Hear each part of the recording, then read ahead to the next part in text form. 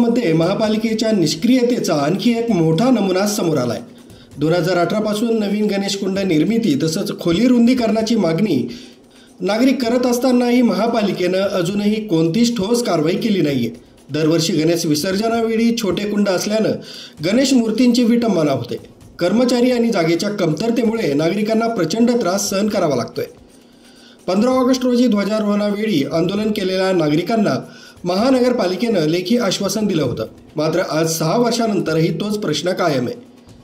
याच निषेधार्थ मोहन कांबळे या एका संतप्त तरुणानं अनोखं आंदोलन केलंय। शहरभर भीक मागून जमा झालेली रक्कम थेट महापालिका आयुक्तांच्या दालनात जमा केली आहे।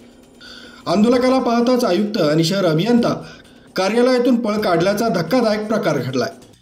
का साहेब साहेबांची ऑफिसमध्ये ते तुम्ही नाही म्हणता ते नाही, मग कोण घेईल? संबंधच नाही, माझा संबंध इथे ठेवा लागेल। ते असं तरी ठेवायची, तिकडे ठेवा साहेबांकडे ठेवा, त्याची इकडे ठेवा। माझा संबंध नाही, ती फाईल निघून गेले, तुम्ही त्यांना बोलवलं आणि ते निघून चालले। असं तुम्ही बघा काय करायचं, मी तरी असं नाही व्हायला पाहिजे ना। आम्ही मागणी रास्त आहे, आम्ही तुमची मागणी मंजुरीची जी विषय ना, मागणी मंजुरीची विषय माझ्याकडे येतच नाही। माझ्याकडे येत असतात तुम्ही लगेच साहेब की निघून चाललं, मी घेईन कोण आमचं? ज्याच्या अधिकारात ती घेतली, माझा अधिकारच नाही, मी काय करतो?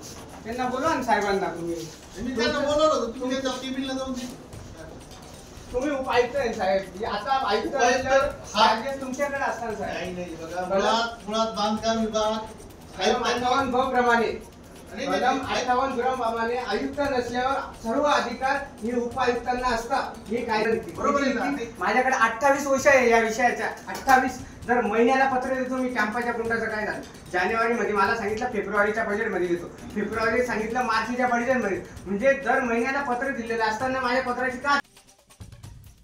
या आंदोलनाचा व्हिडिओ सोशल मीडियावर व्हायरल होतोय।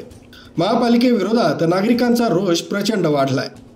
आश्वासनं देऊनही कृती शून्य, हीच मालेगाव महापालिकेची खरी ओळख असल्याची टीका नागरिकांमध्ये होत आहे। न्यूज ब्युरो, कसमध्ये अपडेट, मालेगाव।